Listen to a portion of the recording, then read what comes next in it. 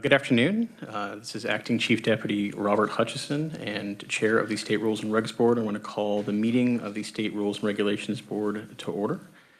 First, we'll start with identifying who is here. We'll start with folks in the room and start to my left. I am Charles Long. I represent the Department of Administration. Clay Barker on behalf of the Kansas Secretary of State, Scott Schwab. John Carmichael on behalf of the Kansas House of Representatives. Troy Waymaster on behalf of the Kansas House of Representatives. Thank you very much, and I really appreciate your attendance here today to get this business taken care of. And I believe we have some members online. Senator Warren, are you with us on WebEx?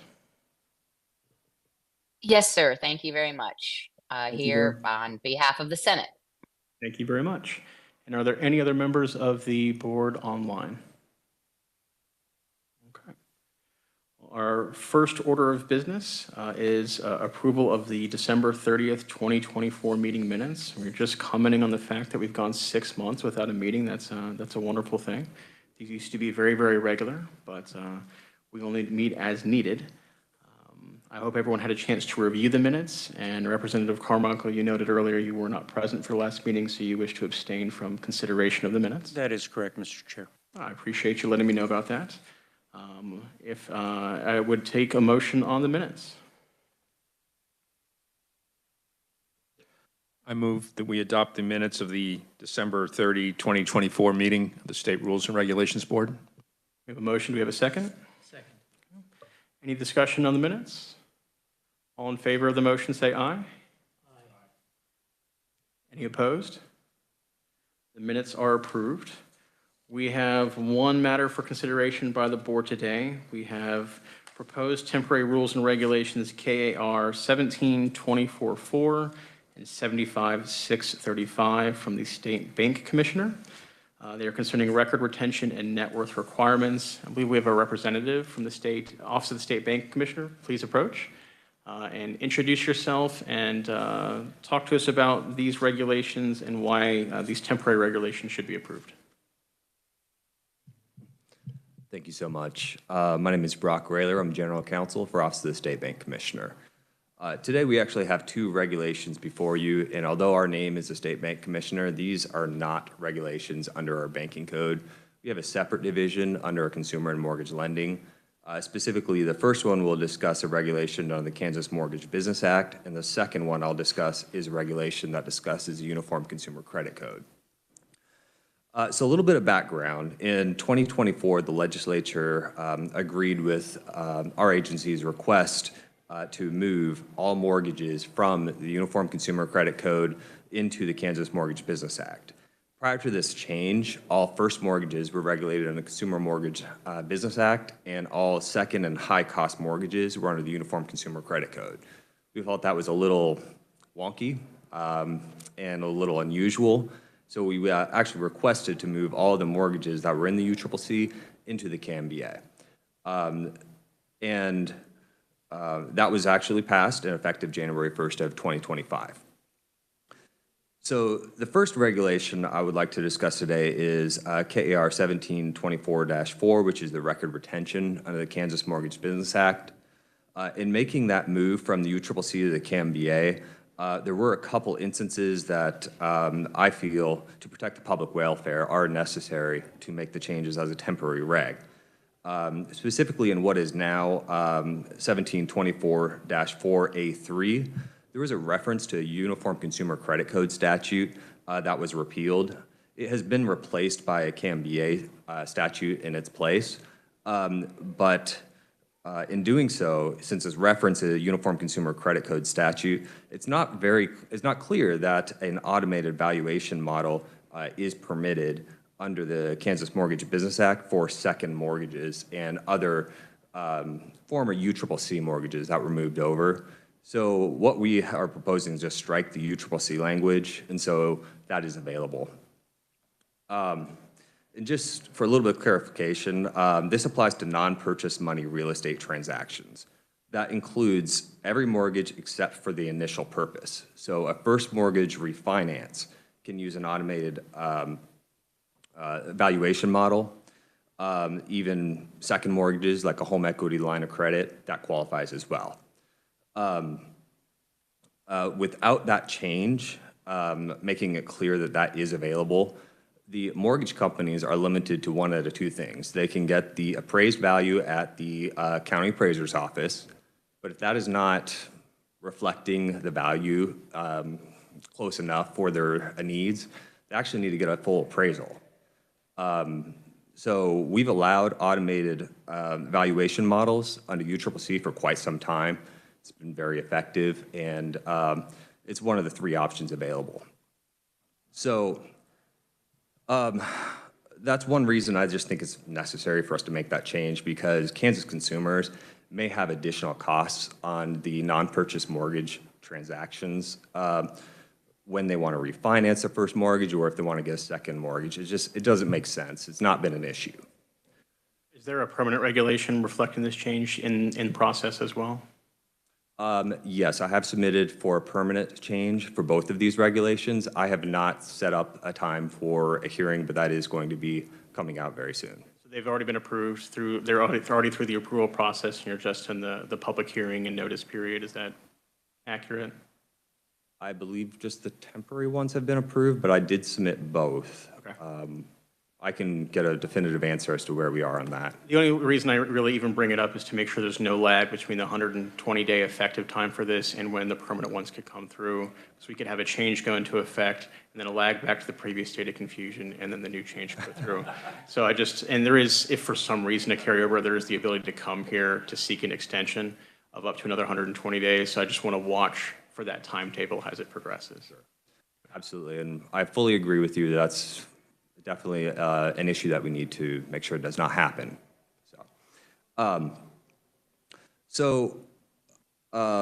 next regulation I wanted to discuss is KAR 75-6-35, which, as I mentioned, that's under the Uniform Consumer Credit Code. This particular regulation currently only applies to supervised lenders that engage in loans secured by real property. As I mentioned, those are out of the code. So the regulation as it currently exists does not really do anything. So it was ripe for repeal. However, in the last couple of years, with the higher interest rate market, we've actually noticed that not just supervised lenders, but a couple of our other entities were experiencing financial distress. A lot of times we wouldn't even know that they're in financial distress until the surety bond company gives us a notification, hey, we're going to cancel the surety bond. We start calling the company, they're out of business. We have no knowledge, and all of a sudden, okay, well, now we need to completely surrender their license. Fortunately, we have not had any Kansas consumers harmed due to a company going out of business, but based on what we've seen, we feel that the public welfare would strongly benefit from us specifically stating what net worth requirements they must meet, which the statute does say that they have to establish net worth as determined by the administrator. So we just want to put it in paper and then also provide notifications to us to let us keep on track of it so we have better notification and we're able to take care of these financial distress situations quicker. I'll ask the same question. Was this permanent regulation submitted at the same time as the other one so that it's in the same pipeline? Yes. Okay. And part of our job is to approve temporary regulations if they benefit the public welfare. They kind of meet some immediate need. And when I first looked at it, I see a revision of something that's kind of been, I don't want to say idle or not useless, maybe inapplicable for a series of years, and you're retooling it to a new purpose. So can you elaborate a little more on why a temporary reg is necessary compared to just doing a permanent reg and having it fixed through that singular process? To answer your question, and I definitely understand your concern, it's been a very, very long time since we've had a situation where our supervised lenders and mortgage companies have had such a high interest rate. So this issue really wasn't something that we've seen just because they were healthy and well established. I'm not going to say there were no companies that went out of business, but the amount of companies definitely expedited in the last couple of years. So definitely understand your concern. I think it's just the environment that we are in right now. Other questions for for Mr. Will? Representative Carmichael. Thank you, Mr. Chair. I don't have a substantive problem with your regulations. At least I think I understand the what and the why. I will tell you that, at least in my view, the evidence that a temporary regulation is necessary may be a little bit on the weak side in this instance. I'm still prepared to vote to make the necessary finding, but I just want to mention to you that if this were more controversial in nature, I probably would make a more careful inquiry as to whether this truly needs to be a temporary as opposed to a permanent regulation. Understood. Understood, Representative Carmichael. And I just wanted to point out, these are only 2 of the 9 regulation changes that we are proposing that are going through the temporary process. So we fully agree with you on the other 9 that they probably don't meet the public welfare. Are there other questions? And Senator Warren, may I definitely speak up. I usually get a pretty good notice if you have questions, but I want to make sure you're not left out of the process.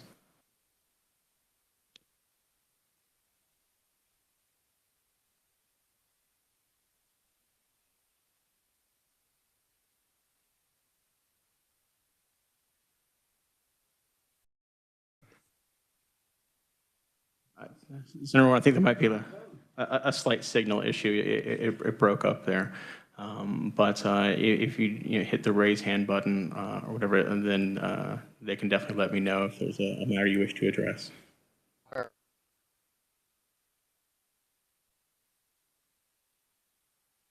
Reiterate that as we look at regulations, it's important to have the line as to why they would be necessary. So this, like the representative said, doesn't seem to be controversial. You bet. Thank you. I don't have an issue to address other than to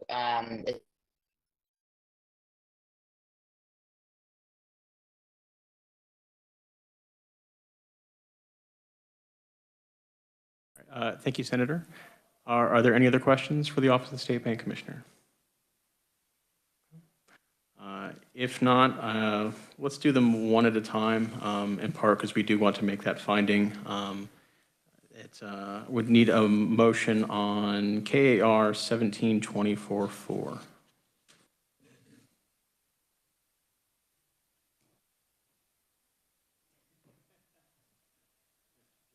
Representative Carmichael. Thank you. I would move that we make a finding with respect to the matters covered in proposed KSA 17-24-4, that the temporary regulation is necessary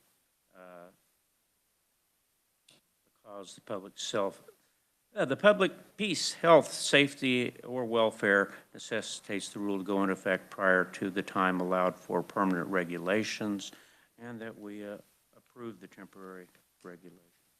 Thank you, Representative Carmichael. Is there a second? Second. Okay.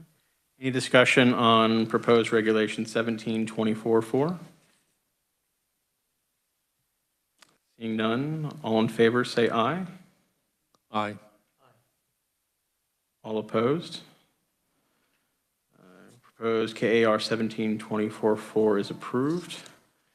And now for proposed KAR 75-635. I'll do some of the heavier lifting here. Well, I appreciate that, but I'll just kind of spare someone else all the statutory language here. And I would move that we approve proposed KAR 75-635 with a finding that approval of this temporary regulation is necessary for the public peace, health, safety, or welfare prior to the time a permanent regulation can go into effect. Is there a second to that motion? I second. Second from Mr. Long. Any discussion? Seeing none, all in favor say aye. Aye. All opposed, same sign. Proposed regulation KAR 75-635 is approved. Thank you, Mr. Roller. We appreciate your time in answering our questions. Thank you so much. I do not see any other matters for the board. I do appreciate the board's interest in the threshold requirement for public peace, safety, health, and welfare. And we've been trying to make a point the last couple of years to ask that question more and press that point to make sure it's not just a matter of convenience of rolling out 2 sets at the same time, but there's some more urgent need. And we'll continue to look at that whenever the next time we meet, which will be at the call of the chair. Thank you for your time, and we are adjourned.